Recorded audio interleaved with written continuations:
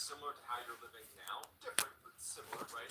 You know, and also like the information, if you're looking at a case that happened 50 years ago or less, it's easier to fact check that information, and there's probably more information about that case. Whereas if you're looking at something that's happened, let's say hundreds and hundreds of years ago, while certainly there are people involved, and being a human being, I can relate to them in that sense, but the way they live is a lot different than now. So it's very difficult to kind of put myself in their perspective, because my experience living on the earth is so much different. And of course, information, even if it was diligently transcribed at the time, it's taken hundreds of years to arrive in front of me now. And so the opportunity for information to change or to be passed down inaccurately or to just be a straight up embellishment is much higher. So the accuracy of information in older cases, it's a little bit up for grabs. So I tend to be interested in more recent mysteries. But there is one case, in fact, it is the oldest unsolved mystery in American history that I have been fascinated with ever since I heard about it in grade school. And the reason I'm talking about it now in this video is not only have I found it fascinating, but there has been some recent discoveries, as recent as 2011, that changed the theories about what could have happened in this particular case. And the case I'm referencing is the lost colony of Roanoke. The too long didn't read version of the story is when England first tried to colonize America, they set up a colony on Roanoke Island, which is right off the coast of North Carolina. And when it wasn't going very well, and the early colonists, they needed more supplies, they sent their leader back to England to get more supplies. But when he came back, the colony was gone. All 115 people gone without a trace. And all that was left were two strange messages. One was on a tree, and one was on a fence post right in where the colony used to be. And for centuries, historians and amateur sleuths alike have debated what those messages mean. But a recent discovery in 2011 completely changes people's interpretation of what happened at Roanoke.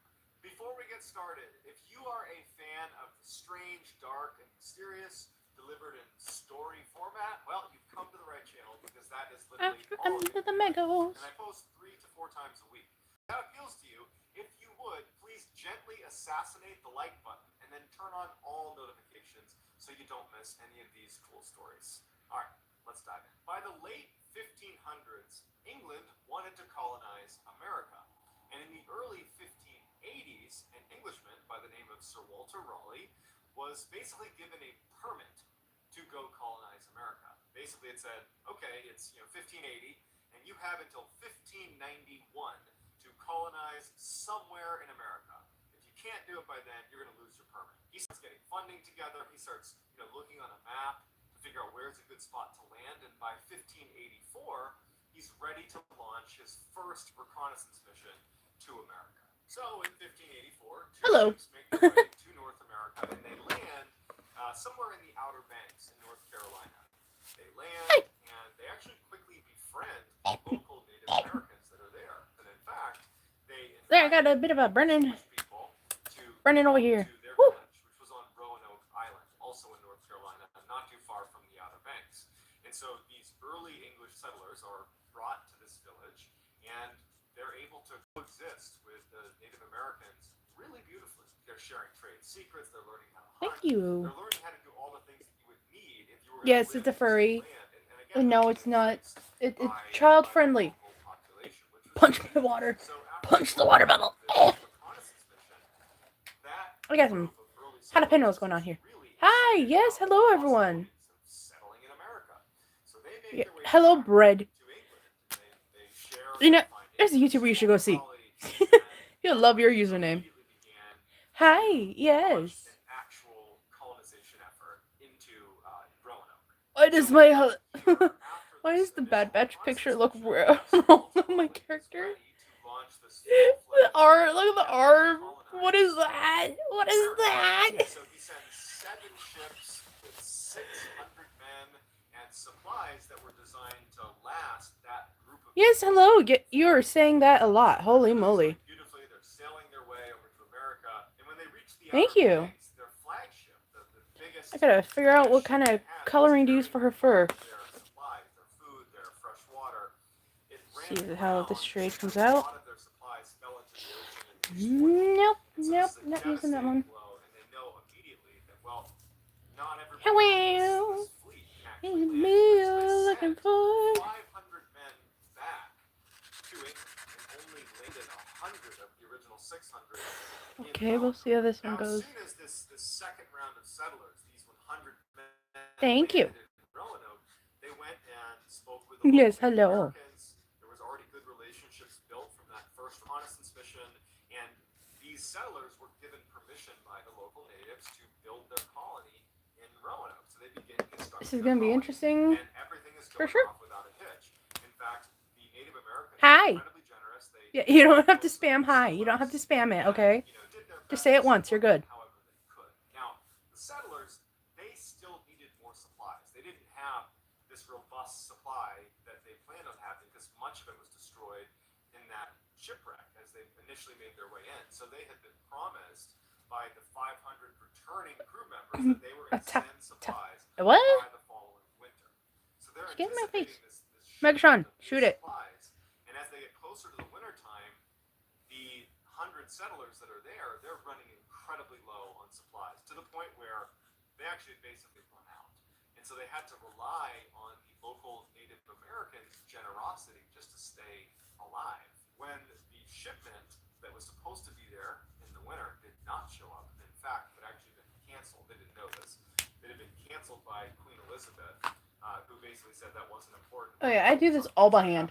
In England. When all by hand. Show up, the tensions between these 100 settlers. I had a stream going earlier today. Not a lot of people are joining. Because now there's a huge overdependency. Seems like not a lot of people want to join this one either. The leader of the settlers and the leader of the local Native Americans began to not trust each other. And in fact, the local natives, being violent, decided that they would just abandon Roanoke and go to the mainland. I know most pictures they have this symbol white. But the one I'm looking at is red. But the English settlers took their retreat as a sign that they were actually going to the mainland of North Carolina, these Native Americans, and we're going to be forming alliances. That's probably because it's a black series. Back out and wipe out the 100 settlers. We don't know if that's true. Because what happens next is the English settlers, in kind of a fit of paranoia, In a fit of paranoia. Paranoia. They make it to the mainland and they attack the Native Americans that had previously been helping them, keeping them alive. They actually wiped them out. These English settlers come back to Roanoke Island, and now the paranoia is even higher. Because now why you gotta make yourself paranoid? They don't know how to live there. They've just basically started a war, and it just so happens that an English fleet was Takate? on their way back to England. Is that Star Wars? The settlers were basically in a panic. I mean, at this point, they just No, they're in a panic. wiped out this Native American tribe. They're freaking out about what's going to happen to them, and they were in such a rush to abandon the colony and evacuate that only 97 of them got on the Welcome ships. to those who do join and are staying. They said, well, they're not here for the evacuation, so we're out of here. So sure enough, that fleet took the 97 settlers and they left, leaving those 3 settlers to fend for themselves. As irony would have it, just days after this evacuation, Sir Walter Raleigh, he had sent additional ships with resupplies and reinforcements to Roanoke, and they literally arrived like a couple days after this mass evacuation. But when they arrived, the colony It was windy as heck outside. They didn't find those 3 men that were left there. So Sir Walter Raleigh's Let me reinforcements fix how my left. And then a couple weeks later, Woo. another English-bound fleet passed by Roanoke and stopped to check in on the colony, and they found it abandoned. say the wind hit me. Say the wind hit it. People on this fleet that was passing by, Megatron, stop it. 15 crew members at the colony because they felt like this is an English colony. It's not in total disrepair at this point. Locked. And Stupid perhaps, phone. this is going to be useful to the crown, or we can use it in some way. So they leave 15 crew members to basically guard the outpost while they go back to England and figure out what's going to happen next. So it would be months before anybody went back to Roanoke. So those 15 crew members were kind of... I don't know. Things don't want to stay in one spot right now. A man by the name of John White, who had been a part of that initial failed Need to pull up colony in Roanoke, who had coloring evacuated back to England, he was still for the Padawan outfit. America. So he actually convinced Sir Walter Raleigh to launch a new expedition back to America to try to recolonize, not in Roanoke, but slightly north in the Chesapeake Bay, which Pull was that up. viewed as a more fertile and just more advantageous position. And then in 1587, Okay, the one I'm using. Back to America to try this colonization effort all over again. It is important to note that Okay, kind of the thing I was using. More kind of militaristic. It was literally 600 men that got Yeah, sent. does people not like what I'm drawing? This time it was going to Is that why they keep like joining and then leaving out of nowhere? men, women, and children being sent If so, that is. That's fine. That is opinion. As the captain of these 3 ships, they're making their way towards America, and again, their plan was to go north to the Chesapeake Bay area, but they intended to pass by Roanoke on purpose because they knew about Oh my, thank you. that had been left there, almost a year prior. And so Yeah, a lot of people don't understand what I draw, why I do this, but I do this because it's a hobby, and I'm being the way I am. Reconnaissance mission, the very first trip to America. Something I really enjoy. Also navigated for the second trip to America when they brought the 600 men. Now navigating for this 3rd trip with John White. He had the charisma of a real leader and was frankly just very well respected. He's an incredible sailor. And even though John White was technically... I did have a stream earlier. Really, it was Fernandez that really had the... Oh, thank you. All of the people on this trip to America. And so for some I had a stream earlier, and it was going okay. And instead, when they got but as soon as I stopped working on a Miku, the 15 crew members, he just basically told everybody to get off. Like, we're not... I know people think you're doing it for a drawing them as one category. There's multiple categories, but for me, I stick with the more, this is what I am child friendly, I'm not anything else. So people are like, oh, they're doing it for this reason, blah blah blah, and oh, they're evil. No, not evil. Do I enjoy drawing myself as one of these? Yes. Do I see myself as something that others do? Which they see something as a complete opposite, non-friendly-ish way? No, I am not that. I am someone who likes things to be child-friendly. So I will draw how I draw. You cannot, there's nothing wrong with that. Yeah. Plus, if I try drawing a normal human, I can't.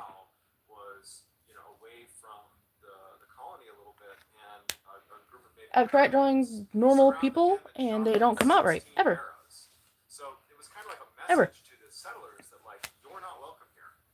Your predecessors that wiped out an entire tribe, yeah, we haven't forgotten about that. So you're not allowed to be here. It was not a good start for John White and his new colony. Feeling like the colony was kind of doomed from the start, the colonists actually told John White, hey, if this is the way it's starting, we need more people here, we need more supplies, like, this is not a good start. We are not set up for success here. You need to go back to England and get more supplies and bring them back here, because without that, we're doomed. And it just so happened that Fernandez, the guy that had kind of ditched them, he hadn't left. Hello. He had anchored at the Outer Banks, and he was basically still available to take people back. And so John White initially was against the idea because he didn't want to be viewed as someone that was kind of abandoning the colony when he got back to England. Yeah, that's And John White's daughter, who was pregnant, ridiculous. was there. She was one of the early colonists. She was there in Roanoke, and he didn't want to abandon her.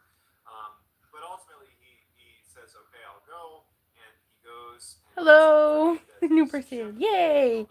We have new person. Now, unfortunately, when he got back to England, England was in the middle of a war with Spain, and so the Queen had ordered any English ship was basically not allowed to leave England because they needed to be able to defend themselves against the Spanish Armada. And so he wasn't able to leave England to go back to Roanoke, whether he had supplies or not, for 3 years. And so Yippee! 3 years go by. Woohoo! Is able to We have be a put on a convoy of ships and he's going back to America with the necessary supplies, and so he heads off. So it's 1590, 3 years since John White has left Roanoke, left his daughter, and to go back for supplies. Now he's back, and he's got the supplies, and they get to the Outer Banks, and they get in their small boats to make their little journey up around the north side of Roanoke so they can actually get on the island and go check out what's happening at Roanoke.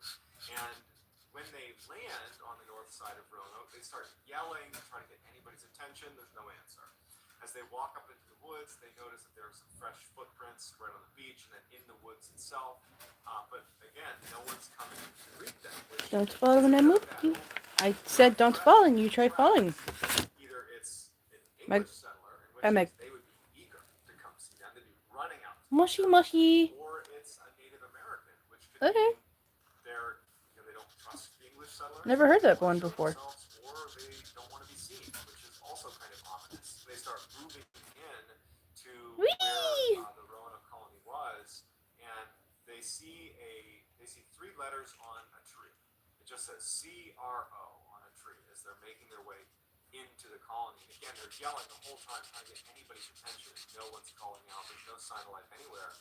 So they see CRO. Mushy mushy. And they keep moving closer. Hey. And now they break out the colony. And the colony Arigato. had not been heavily fortified. Now it was very heavily fortified. That probably sounds ridiculous. Big pikes, basically. Oh, so like, Ohio. Lining the outside of this basically looked like それはキラです。どうぞよろしく。wooden post that was kind of fortifying the outside of Roanoke was the word Croatoan. There is not only nobody inside of this heavily fortified colony. And before you ask, I don't know a lot of Japanese. It looked like no one had been there in years. The grass was overgrown. Basically anything of value had been looted effectively. The only things that were left were like really heavy objects that would have been difficult to move. But there was also no sign of a struggle. There was not like human remains anywhere. There wasn't a clear sign of struggle. I mean, obviously, it's this well-fortified area, which leads you to believe that they were at least anticipating some sort of attack. But there was no sign of a struggle. They're just gone. John White, it's not day here, so. Mushy mushy. Did I say right? Mush. Or is it? Because the writing that he saw on the tree and on the wooden post to him meant something really specific. Before Nanda. Ooh, I thought it was Nani. He had spoken with the people that would be staying there and said, "Look, Nani. you need to abandon Roanoke for any reason. We need to have a system worked out to where if I come back and you're gone, I need to know what happened. And so you need to leave me a clue. You need to write a clue somewhere of where your destination is. If you're going by choice, just write the destination. If you're being forced, write the destination with a cross. And that will, to me, signify that you've left in distress." And so when he sees Croatoan and Crow on the tree, to him that just means, they must have relocated to the island of Croatoan, which was 50 miles to the south. He would detail in his notes that before he left Roanoke. Oh, well, for me, it is. One thing says 7:05. Yeah, it's 7:05. Leaving Roanoke, abandoning Roanoke, and moving 50 miles north to the mainland, not 50 miles south. It is 7:05. The concern was the island was Are those? isolated, Oh, a good place to have a colony. And so they were talking about leaving. They just say twin So art casually mentions in his notes, oh, sketch well, they were markers. thinking about I leaving to go 50 don't miles know. to Really? mainland. So that might be why they're at Croatoan I think. Island. But that doesn't really make any sense because you're just kind of abandoning one problem set for another. Sharpies, I think, are alcoholic markers in a way, so they smell like Sharpie. You would go to the mainland. So that was kind of problematic. So John White believes Yeah, that kind he of just close. up and relocated to the Croatoan Island. And so Terran, quickly, Terran, he goes back to the ship, and they begin to turn and set their course to go south the 50 miles to the Croatoan Island. But as fate would have it, the anchor line snapped as they're trying to make their way south to the Croatoan Island, and the weather was getting progressively worse and worse, and they start drifting north and north until finally the captain of the crew just said, look, we cannot go to the Croatoan Island. It's not going to be possible. And so they had to return to England. John White never would return to America, so he actually would end up dying with absolutely no idea what happened to the colony. And in fact, no one really knew what happened to the colony. It was just this huge cliffhanger. The assumption is they've gone to the Croatoan Island, but no one could prove that they really had. Literally, for centuries, people just speculated as to what could have happened to this colony. I mean, there's the assumption that perhaps they did just go to Croatoan. Okay, well, then they probably are, because they do go through. That's why I always put 2, 3 spare papers underneath. But it was all just assumptions until the 1930s when a small stone was found by a man just out walking around, and he turned it into a museum, and they looked at it, and it was written by Eleanor Dare, who was the daughter of John White, the daughter that he had abandoned and didn't get to see again, and she detailed what had happened. And half of the colony got wiped out by Native Americans that were angry at them, and then another percentage were taken captive, and then there's a couple survivors that are barely able to survive. Why does the sand look more skin? At the time this stone was found, I mean, everybody knew that the last we had heard from the Roanoke colony was Does Tanjiro love hitting his head on things at times? No, wait, Tanjiro wouldn't love hitting his... Inosuke loves hitting his head. That's what made the most sense. So why would there be this stone by the daughter of John White 50 miles to the north of Roanoke? Wouldn't it make more sense? Why do I feel like that's more of a skin tone? Itself or at Croatoan? Like, it didn't really have beans. So a lot of people speculated that stone had to have just been a fake, a hoax. Yeah, Tanjiro does at times. But that's if you're, like, hurting someone. A lot of credibility to the stone that Eleanor Dare. Or he's trying to calm you down and get your attention. John White was a painter by trade, and he had created all these maps of the colony of Virginia, of North Carolina. Everywhere he went, he basically, when you were making a map, if you had small mistakes on your map, you would actually cut a new piece of canvas, and you would put the corrections on that piece, and then you would slap it over wherever your mistakes were made. And so it wasn't uncommon if you were looking at a map to see little patches kind of all over the map. And so for literally centuries, there were these maps that John White had created that had a number of little patches on the map. And in 2011, somebody who was researching said, well, why don't we look under the patches and just confirm that they really were just that, little mistakes that were covered up and corrected with a patch. And it turned out that on one of the maps, there was a patch over a land 50 miles to the north of Roanoke, around the area where that stone had been found. And underneath the patch was a star. And the star was set to resemble a fort. So basically there is an English fort built, basically where that stone had been found. But it had been covered over with a patch, as if the fort was a mistake. Right? Like, oh, whoops, Why is this giving me Avatar Aang outfit design kind of vibe? Patch that had been put over that X on the map that signified a fort right where that stone had been found. Well, on the patch there was literally hidden It looks like skin tone. A similar X to denote a fort, and they put that over the Who's very? symbol that they were covering up. One could maybe make the case that wanted to signify Zenitsu needs to grow up. Zenitsu really needs to grow up. They wanted to signify that that was where the fort was, but they didn't want someone who intercepted the map, for example, the Spanish. It does, yeah. Kind of Obi-Wan Kenobi vibes a bit. Researchers began calling that site where there was that patch, Site X. It's like windy as heck outside. No, Moon, I don't want people seeing my crackers. No, those are for when I'm eating my spicy food. Fire. The writing of the tree in a post when he returned to Roanoke in 1590, he had referenced that the colony was planning to move. Is that the Spider Boy? North to the mainland because that was a more suitable place to live. But of course, with the writing the Spider Boy. I think that's who Rui is. Well, now as Site X, that is a location that lines up with what they had originally said they were going to do.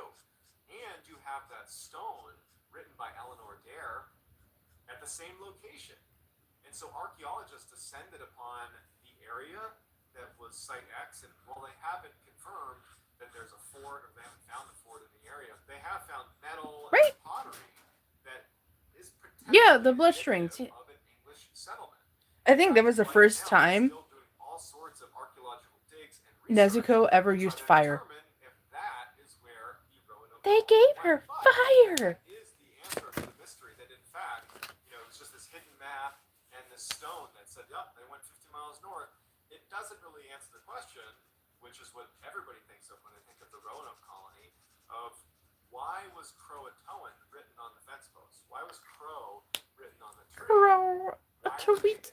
And how is it that with all these eyes and all this interest in this case, dating back to literally the 1500s, she's like, oh, they're hurting my brother. I gotta do something. I have fire! I know, it's like, release the baby. Makes it even more fascinating. And I would love to hear if you have any theories about what could have happened to the colonists, to leave it in the comments so we can discuss it. So that's going to do it. If you want to be in I'm going to use a darker color for that. Instagram, my handle is JohnBall416. Also, I post quite a bit on TikTok. My handle is Mr. Ball in there. And that's going to do it, guys. Until next time, I'll talk to you guys soon. And then we go to the next story. I love his stories. It is an unfortunate reality of being human and living on planet Earth that sometimes people go missing without any clue as to what happened to them. One day they're here, the next day they're gone. There's no clear indication of what happened. And despite everybody else's best efforts, nothing is ever learned about what happened to them. And so their families and their friends, they're left with He's like, nope, this is mine now. I can only imagine how terrible that is. Kendra, let her go. No, she's mine now. What are you talking about? What are you talking about? No, she's mine. Mine now. I burn you for touching her. But many times, people never get that. People just go missing, and that's it. But in some cases, where people suddenly go missing, they'll turn up again. Sometimes I was like, days, weeks, I'm months, keep her. years, You can go away. No, you cannot keep my sister, or I will burn you. You will let her go, or you will lose your limbs. Lose the limbs. He didn't care. He still wanted to keep her. He's like, no, mine now. I'm keeping I'm making my family bigger while you're losing yours. Any idea how they got there or what happened to them. And so today I'm going to share 3 of these reappearance stories. The first 2 are the most well-known. They're very famous. And the third one is not as well-known, but equally as intriguing. But before we get into today's 3 stories, if you're a fan of strange, dark, and mysterious delivered in story format, then you come to the right place, because that is all I do, and I upload 3 to 4 times a week, if not more. So if that's something you'd be interested in, I would encourage you to please gently perform a lobotomy on the like button. Thank you. Subscribe to my channel, turn on all notifications, Kind of so you don't miss any of get my put down. 3 to 4 Hey, Marker. weekly uploads. Marker's like, I'm gonna jump out of you. Hoo-ha. No, you go down.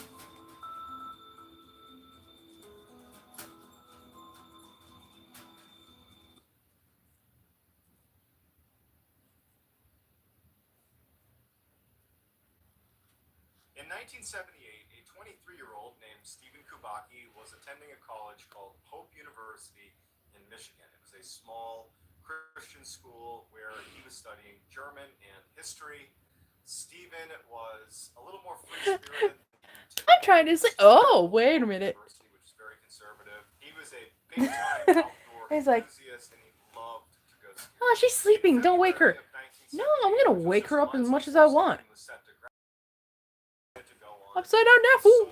Around the Lake Michigan area. And so this area was known as the Lake Michigan Triangle. It's also known as just the Michigan Triangle. And it's, She's like, oh great, I'm upside down. What? Ooh, I have fire. Section of the Atlantic Ocean where planes and boats have gone missing over the years, kind of inexplicably. Well, the Michigan Triangle is like that. And starting in the late 1800s, there were all these disappearances that started occurring in the Michigan Triangle area. And so Stephen was going to be skiing around the Lake Michigan area, and so he would be in the Michigan Triangle. Now, he had told his friends and his family that he was just going out for a day trip, and Stephen was a very accomplished outdoorsman, excellent cross-country skier. So No one wants him to be. No one wants to be his baby. No one wants to be his babies. No one even thought twice about it. They're like, all right, cool, we'll see you tomorrow. A day after Stephen had left for the ski trip, some snowmobilers were out in the Michigan Triangle area, and they spotted No one wants to be his baby. Ski tracks that led up to the edge of the lake, where at the edge of the lake were a set of skis and 2 ski poles, just stopped abruptly, and they see that this looks like someone might have fallen into the lake. Now, there weren't any clear breaks in the lake itself, but they figured it was worth telling police and to at least let them know in case they're looking for someone who might have gone missing in the area. And so it was around this time that Stephen Kubaki's friends and family started to recognize that he wasn't back yet, and he should have been. And so they end up calling in an official missing persons report because he should have been back. And so the two things happened in tandem. You have the snowmobilers that have found the ski poles and the skis, and you have the missing persons report that's come out from Stephen Kubaki. Immediately they're connected, and this massive search effort is launched. The focus Yeah, you guys can hear the wind. Those skis and the poles were found. Now they You guys can hear the wind for sure. It was like his tracks went right up to the edge of the lake and then just stopped. There weren't any more tracks on the lake. There were no breaks in the lake. There's nothing there. It was like he just suddenly either went into the ground or just vanished somehow. And so as hundreds of people have descended on this area to look for Steve Kubaki, his backpack shows up right next to his skis and ski poles. That was the first place that everybody went, and his backpack wasn't there. And they didn't really even know how to investigate it. It was just this weird phenomenon where all these people are like, I guess it just must have been there the whole time. They just didn't have a good answer for it. And so after a long and very elaborate search, ultimately they had to call it off. And so they told the family and friends that what must have happened is he got out of his skis and put everything down, went onto the lake, and it cracked and he fell in. And so that's what everybody believed. I mean, why wouldn't they? 15 months go by, and Stephen's father hears a knocking on the door. Who's at the door? Stephen Kubaki. And when he sees his son, he can't believe it, because he believed his son was dead. But Kubaki has no idea, Steve has no idea how much time has passed. He saw a newspaper. Stephen saw a newspaper in his father's house. It's And it showed that fire. it was 15 months since he disappeared. He asked his father, like, how can this be? And he told Stephen, you were near Lake Michigan, 700 miles away. How did you get here? And Stephen's like, I woke up in a field about 40 miles from here, and I went to, my aunt's house, your sister's house, and she brought me here. And no one had any idea how he got there or why he was in the field of Pittsfield to begin with. In addition, Stephen had on clothes that he didn't recognize. He had a new backpack that had maps and all sorts of kind of like trinkets from different parts of the country. He had been to apparently San Francisco, Sacramento, all over California, Chicago, to Utah. He's been all over the country, according to the things that are in his backpack. He had $40 in cash, he had some sneakers, some glasses, and he had a t-shirt on from a Wisconsin marathon. It says he was a participant in. And one of the only things that Stephen would say to the media, because he basically swore off the media, he didn't want to give his story to anybody, he just said to one of the news outlets that he felt like he had been doing a lot of running. But other than that, we don't know what he was doing for 15 months, and apparently he doesn't either.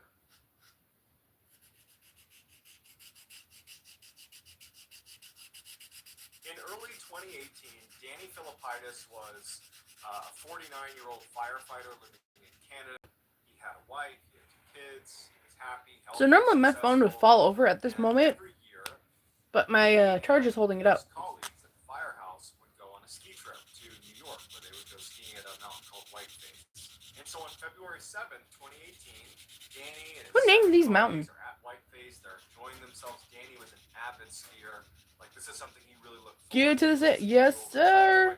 Yes, sir. And it was getting to be lunchtime, and his 7 colleagues said, hey, let's go down to the lodge and get a bite to eat.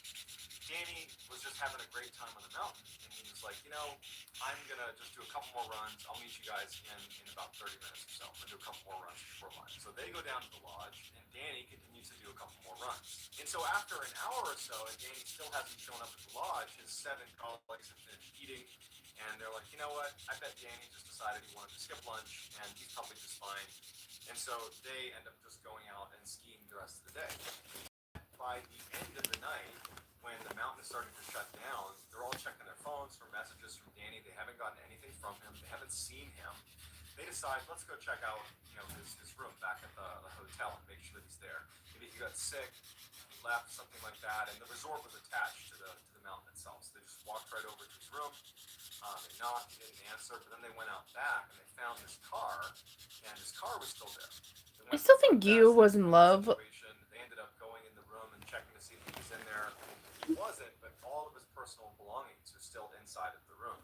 So yeah, it's kind of gotten normal now. Going skiing for this additional run, clearly hasn't left the mountain because his car's still here, his cash, his passport, everything is in his I think room. you and one other person's still here, but it just doesn't show that he's. Launched this massive search for Danny, and I mean, this day it was so crowded at Whiteface. There's so many people there, and also it had snowed a ton before they even started skiing that day. So it would have been very difficult to move very far off the mountain, let's say, if someone wanted to. Well, I mean, just there was too much snow on the ground, so they couldn't have gotten very far. And there were lots of people there that they could interview and say, have you kind of seen like this man? people want to see this, and then others are like, no, it's not something I'm interested in. I'll leave. And then it's on off, on off. The authorities call off the search, and they tell his loved ones and his friends that, Danny. I'm trying like different things as well for this. The only explanation we can give, we can't find him now because the snow's pretty deep.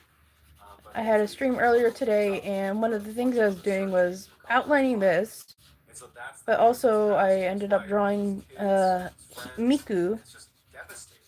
And a couple days later, Danny's wife is home trying to adjust to this awful new normal, and she gets a phone call from a number she doesn't recognize, and she picks it up, and it's a little bit hard to hear, but she immediately recognizes her husband's voice. And she can tell right away that there's something wrong. Like, he's not making sense. She's like, Danny, is that you? Is that you? And Danny's like, I don't know where I am. I don't know how I got here. Where are you? What am I doing? And so she immediately tells him, you have to call the police. You have to call the police. They have to come get you. And finally he agrees and he hangs up. The police receive a phone call from Danny, and he doesn't know where he is. He's saying that, my wife told me to call you. I'm very confused. I don't know what's going on. And they ask him to describe where he is. And he starts describing what's around him. And police are able to, eventually pinpoint where he is. And it turns out he was near Sacramento, California, 2,900 miles away from Whiteface Mountain. Even more strangely, when the police go to collect Danny. Yeah, no, your phone's fine. It's. Jacket, winter pants, ski boots on. He even still had his I've just gone to. Haircut. He has a fresh haircut, and he has a brand new phone, a brand new iPhone. But he had no money. He had no wallet. He had nothing. He had left all of his belongings in his room. So looking at him like, how did you get a new phone? How did you get a haircut? Why did you get a new haircut? And when you got your haircut, why didn't the person cutting your hair let someone know that a man who's visibly confused wearing ski gear is getting a haircut in here? And so it's just this totally strange mystery that Danny, to this day, and anybody that knows Danny and his friends, the investigators, everybody, no one knows how he got madness. There. How does a guy without a car, without any money, wearing ski gear, go from New York to Sacramento, California, somehow get a haircut and buy a new phone, and then just suddenly come to and be like, oh, that's right, I'm Danny, and I'm going to call my wife and let her know where I am now. Like, it was just crazy. Okay, welcome back. Yeah, I've gotten used to everything right now. A bit. Report from 1897, 1898. Although the story is, well documented in this report, the location is unclear. People have speculated that it's either Ireland, Scotland, or Wales. So just take this with a grain of salt that the location is not known. It's an older story, but it was in an official report. In 1898, a 12-year-old boy this river that ran near his house. He was out in the forest, this river, and he had a bow and arrow, and he was practicing shooting his bow and arrow. And after a little while, he got bored of his bow and arrow, and he went to the stream Well, itself. He started to build a little dam. I don't know what to talk about, really. And as he's building this thing up, he's down on because his knees building up I have to look dam in the river. up at times to see. The river towards him, and he looks up, and he would describe this person as being normal. Move my phone a little more down. A gentleman who shows up. He's wearing a nice suit. He walks over to Wofford, and he apparently just came out of the woods. And he says, "Hey, what are you doing?" And the boy, he's like, "Oh, I'm making this fish trap." And he's like, "Man, that looks like a lot of work. Like, you should take a break." And the boy's like, "Yeah, I guess I can take a break."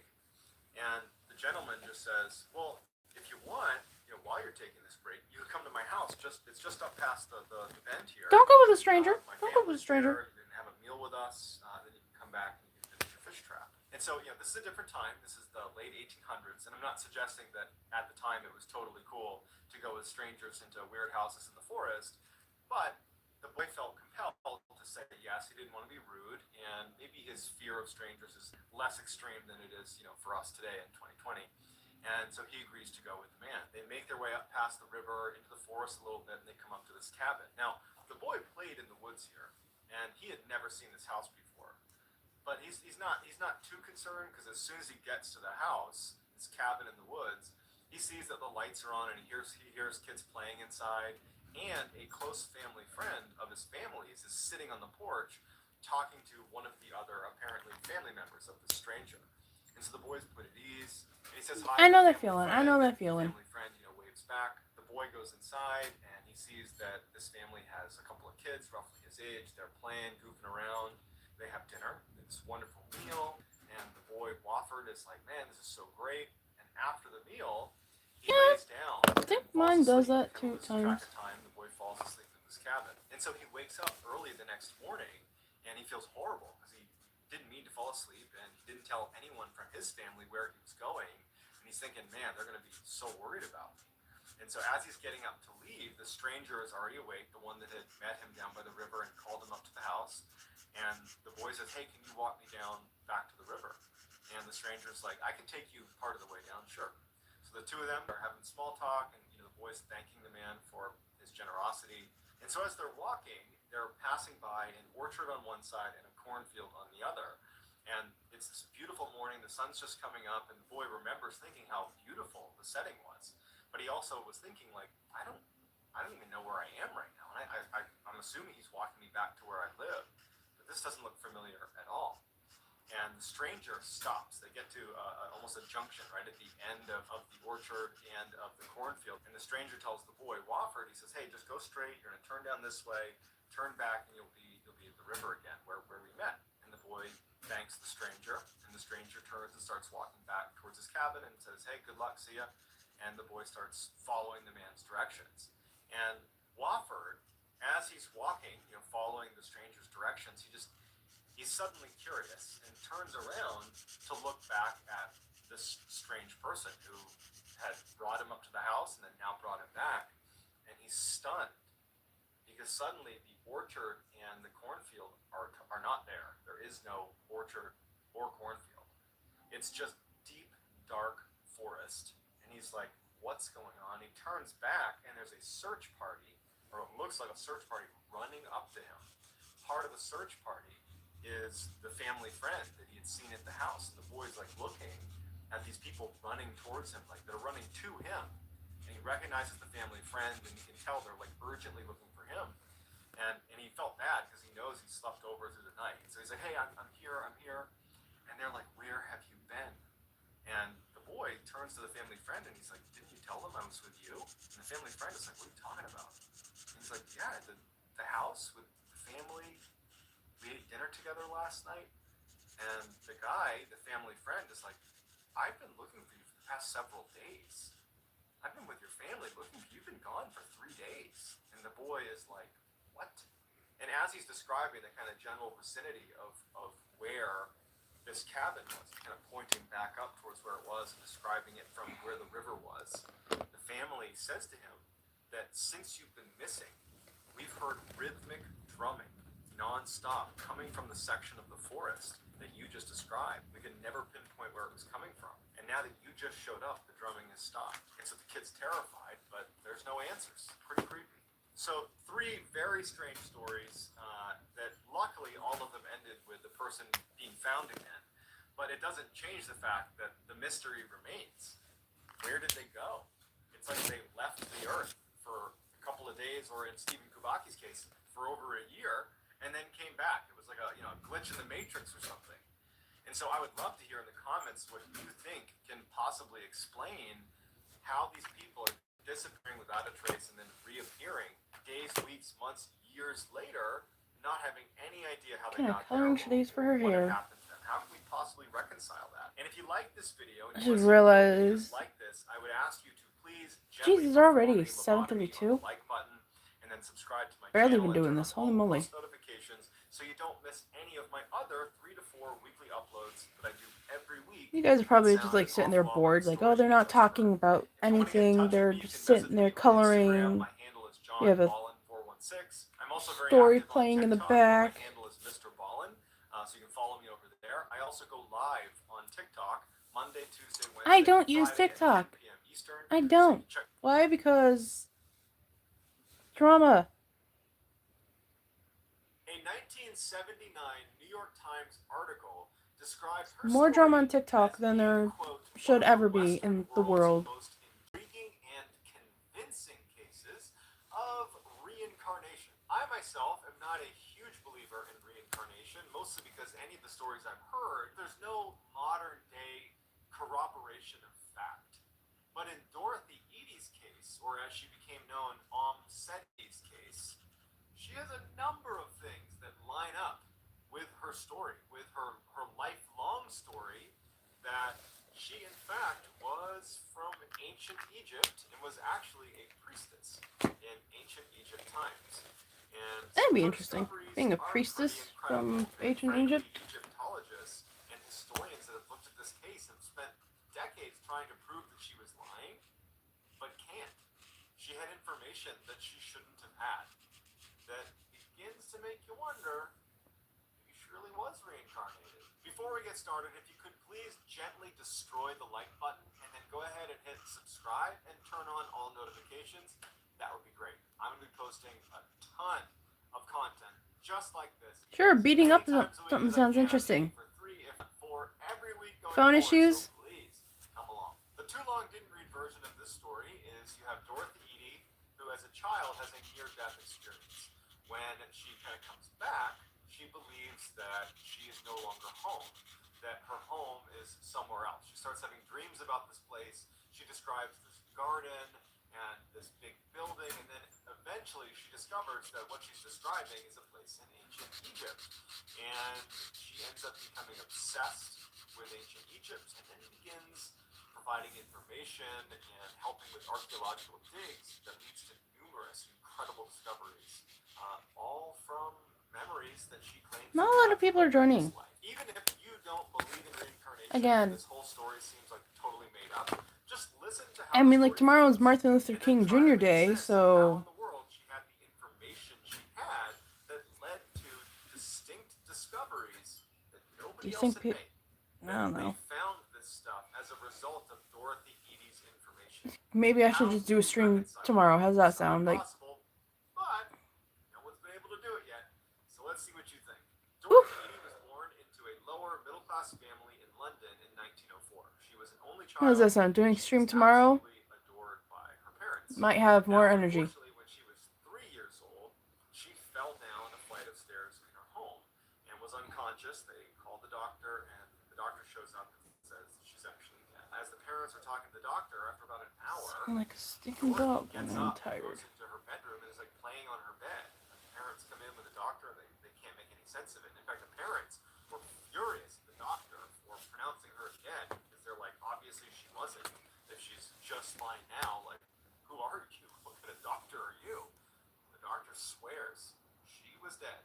Shortly after the accident, Dorothy develops a strange accent that they can't quite place. And doctors and specialists believe that she's suffering from something called foreign accent syndrome, which is fairly common amongst people with significant. Yeah, but we'll do a stream tomorrow.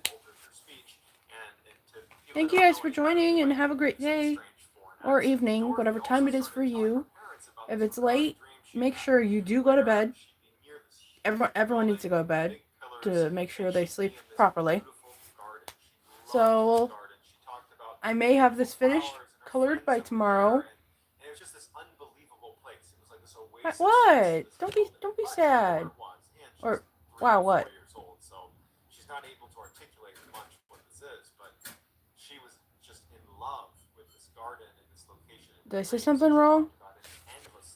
Dorothy's mother would find her daughter on her bed either before she went to sleep or when she woke up, crying, because Dorothy longed to actually be in this place. How about I'll started calling home.